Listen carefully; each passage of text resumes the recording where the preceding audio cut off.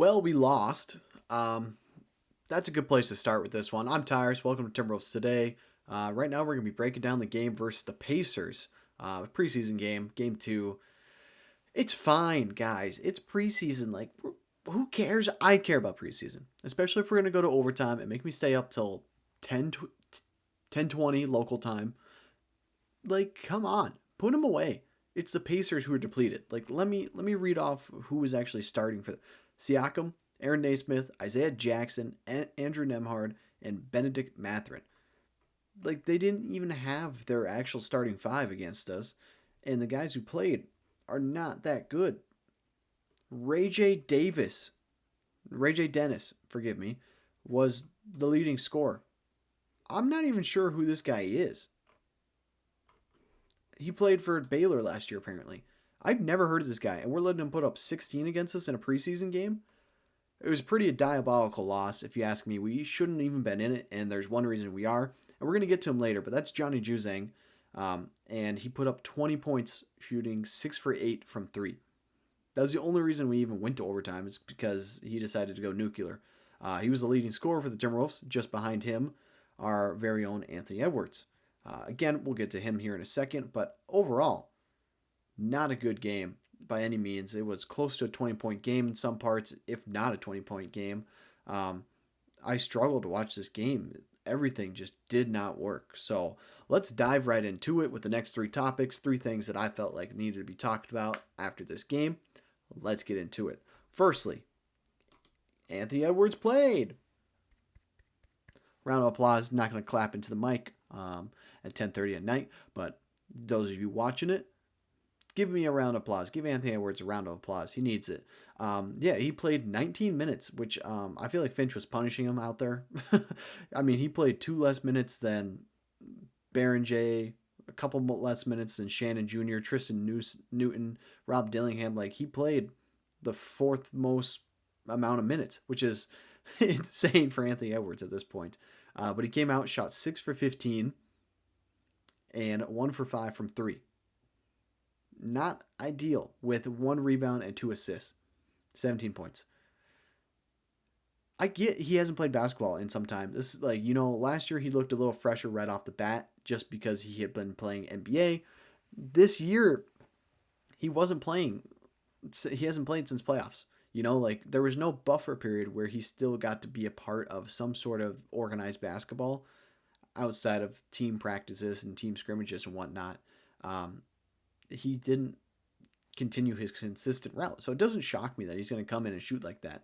But this is exactly what we've been talking about all offseason, where he can't just show up for a game and expect to drop 30 points because, it's a level of development that we need from him in maturity-wise, that he's going to show up and put up good shots and not just jack up shots. Now, I understand it's preseason, and he's basically treating it like a practice, that it doesn't matter. But Chris Finch likes to win preseason. In case you didn't know, Timberwolves are 15 and now 6 in the preseason under Chris Finch. That's actually kind of impressive, I'll be honest. I do find that impressive. But we've got 5 more preseason games. We play the Knicks on Thursday, so we'll be right back here talking about them then. It's not the end of the world. It's not. And I'm trying not to act like it is, but I don't like how Anthony Edwards came out there, played 19 minutes, put up 17 points, and then 15 shots. 17 points on 15 shots is not good. That is not what we want to see from Anthony Edwards in year, whatever this is, 5 or 6. Year 5. It doesn't sit quite right with me. Now, it's fine. It's fine. He's going to play in the next couple preseason games and it'll look better. That being said, no one looked good except for one guy. And that one guy was Johnny Juzang, which is probably just a sneaky good signing. Wouldn't it be weird if we got not one, but 2 former Utah Jazz players who were kind of that small forward position or shooting guard-ish who are just lights out all of a sudden? If Nickeil Alexander-Walker can do it, why can't Johnny? Johnny was an absolute stud at UCLA, if I am not crazy, and that's who I think it is, because I know ball. Yeah, I know ball. That's who that is. Don't record at 10:30 at night if you guys are curious. The brain starts to think a little crazy. I honestly think Johnny Juzang is probably one of the best signings we have, and he's going to be putting himself into this lineup. Jalen Clark can pretty much kiss his minutes goodbye.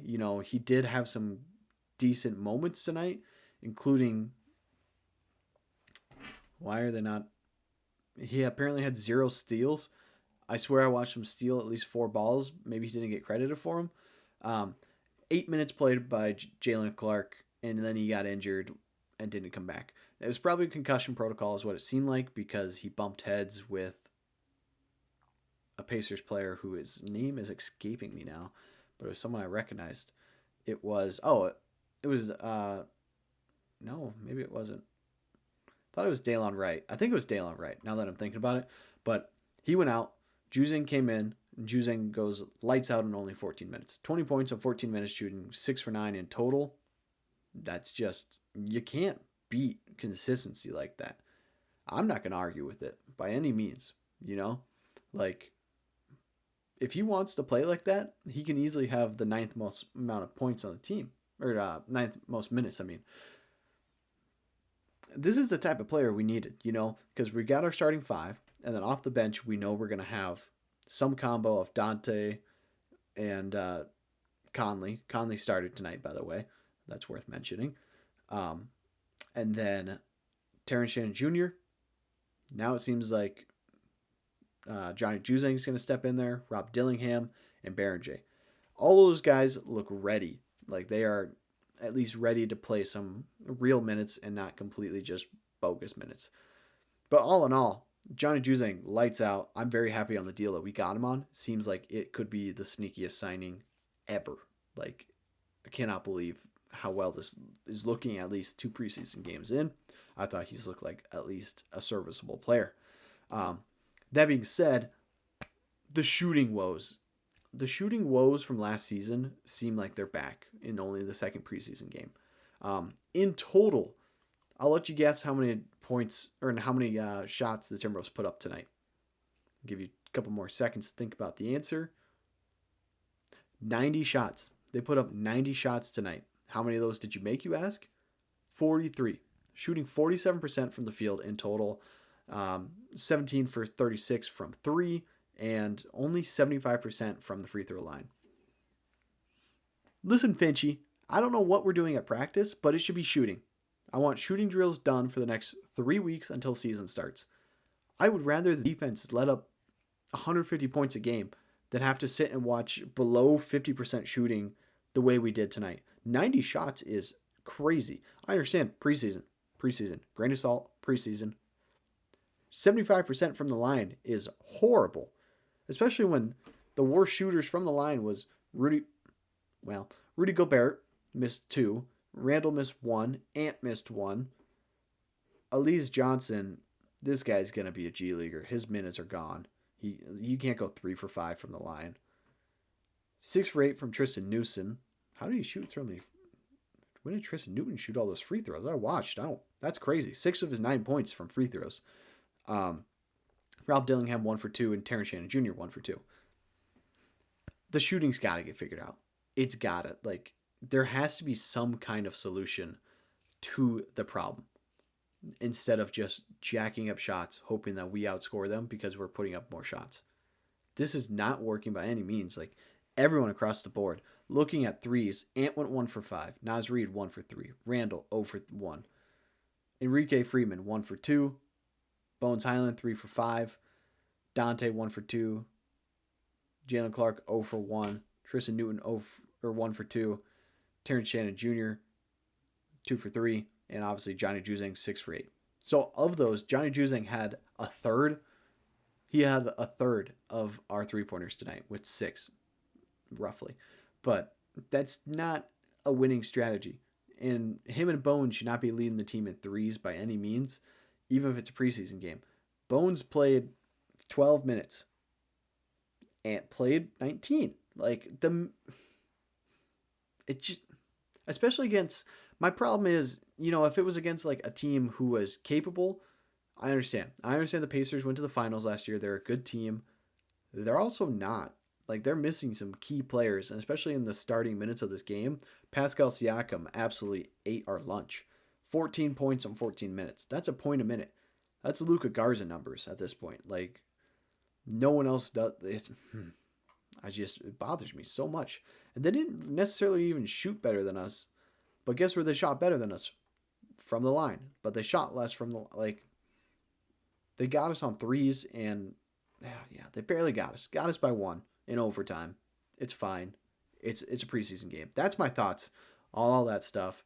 All in all, it was a really good game. I think the guys who are trying to make the team fought hard at the end. We have some very, very bright spots. Um, I think the Bones Highland and Rob Dillingham conversation gets tougher and tougher every game. Obviously, Bones playing 12 minutes, putting up 11 points, to Rob Dillingham's 22 minutes, 1 for 7 shooting, and 3 points. It sticks out like a sore thumb. I do think Bones Highland will be the backup point guard going into the season, Dante the backup shooting guard.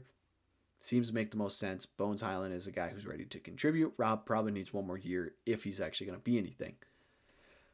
That's kind of my thoughts. I think there's a lot to take in with this game, being the first game that we've seen almost all the starters play. Obviously, the only one who didn't was McDaniels, which is strange now that I actually, our whole lineup was weird now that I look at it again. Conley, Edwards, Randall, Nas, Rudy. We went big. Not exactly our best strategy. We know Ant does not like it when the lineup is big because he cannot space the floor when everyone is huge out there. Whatever reason, just is what it is. But those are kind of my main takeaways from game 2 of the preseason. I'll be back tomorrow to break down the game versus the Knicks.